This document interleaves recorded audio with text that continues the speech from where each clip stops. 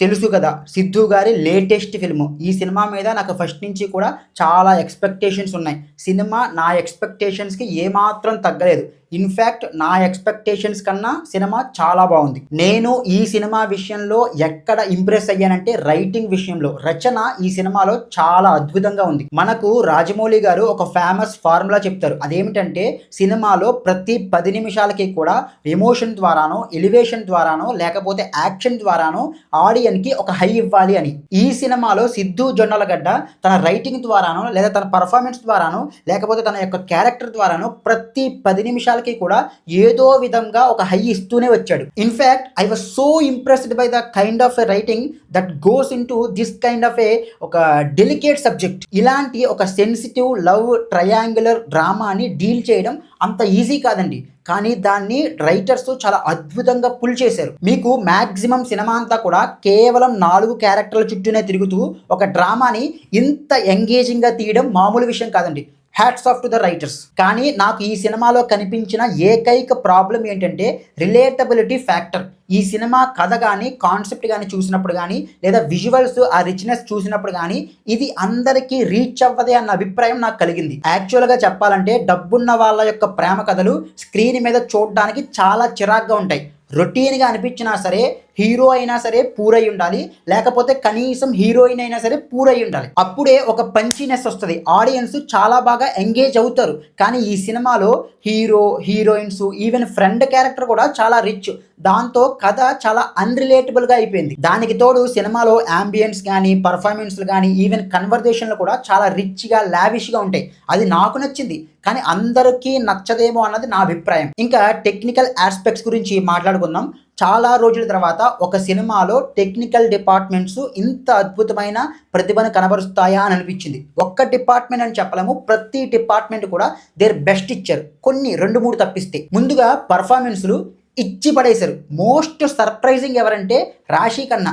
ఆవిడ ఆ క్యారెక్టర్లో చాలా బాగా నటించారు. నేనెప్పుడు ఆవిడ ఎంత మంచి నటి అని అనుకోలేదు. నాకు ఈ సినిమా చూసిన తర్వాత ఒకటి అర్థమైంది. ఒక సినిమాలో యాక్టర్ల యొక్క పర్ఫార్మెన్స్‌లు బాలేదు అంటే అది యాక్టర్ల యొక్క తప్పు కాదు, డైరెక్టర్ల యొక్క తప్పు. యాజ్ ఏ డైరెక్టర్‌గా నువ్వు క్యారెక్టర్లని యాక్టర్స్‌కి బాగా ఎక్స్‌ప్లెయిన్ చేసి కథలోని సిచ్యువేషన్స్ని వాళ్ళ బ్రెయిన్లోకి సరిగ్గా ఇన్సెప్ట్ చేయగలిగితే ఆటోమేటిక్గా మంచి పర్ఫార్మెన్స్లు యాక్టర్స్ నుంచి వచ్చేస్తాయి న్యాచురల్గా. ఇంకా సిద్ధు అయితే చాలా బాగా చేశాడు. అది ఒక psychic and egoistic character.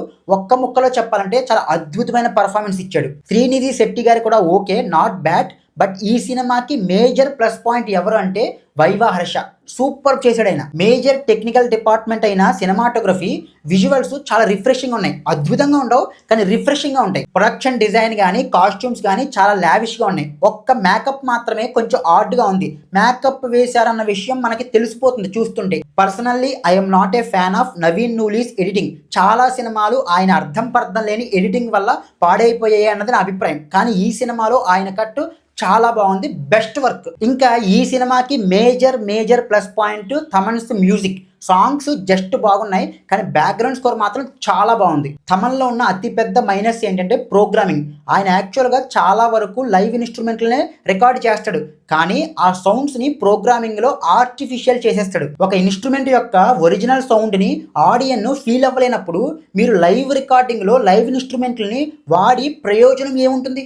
But anyway ఈ సినిమాలో బ్యాక్గ్రౌండ్ స్కోర్ అయితే మాత్రం చాలా బాగుంది. కొంచెం ఆర్టిఫిషియల్గా ఉంటుంది కానీ చాలా బాగుంది. ఈ సినిమాకి మరో major plus point screen play. కొంచెం జంప్ అవుతున్న ఫీలింగ్ వస్తుంది కానీ సీన్స్ కరెక్ట్ ప్లేస్మెంట్లో పడతాయి. ఎస్పెషల్లీ ఫ్లాష్ బ్యాక్ పోర్షన్స్ చాలా పర్ఫెక్ట్గా ఎక్కడ ఏ సీన్ని రివీల్ చేయాలో అక్కడ రివీల్ చేసుకుంటూ వచ్చారు. స్క్రీన్ ప్లే చాలా బాగుంది. ఇంకా ఈ సినిమా దర్శకత్వం కూడా చాలా బాగుంది. చెప్పాలంటే అద్భుతంగా ఉంది. కానీ ఈ క్రెడిట్ ఎవరికి ఇవ్వాలో నాకు అర్థం కావట్లేదు. అఫీషియల్గా అయితే ఈ సినిమాకి writer cum director Neeraja Kona గారు. కానీ నాకేమనిపిస్తుందంటే ఈ సినిమాకి రైటర్ కమ్ డైరెక్టర్ సిద్ధు గారు అని. బట్ ఎనీవే ఎవరు డైరెక్ట్ చేసినా సరే చాలా బాగా చేశారు, చాలా ఇంటెలిజెంట్గా చేశారు. నాకు ఈ సినిమా చూసిన తర్వాత 2 విషయాలు చాలా గట్టిగా తగిలాయి. అవేంటంటే మనకి యాక్చువల్గా ఈగో ఉంటుంది, ఈగో ఉండాలి కూడా.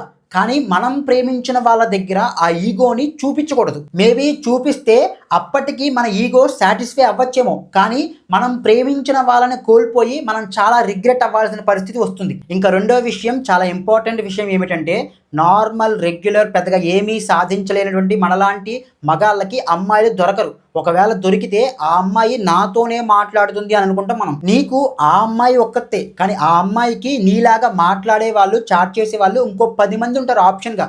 అంత మాత్రాన ఆమె క్యారెక్టర్ బ్యాడ్ అని కాదు, జస్ట్ నీకు ఆపర్చునిటీ లేదు, ఆమెకు ఆపర్చునిటీ ఉంది అంతే.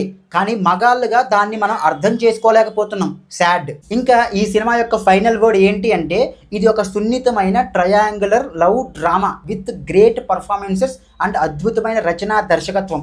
బట్ ఈ సినిమా అందరికీ కాదు, కొందరికి మాత్రమే. That's it. జై హింద్.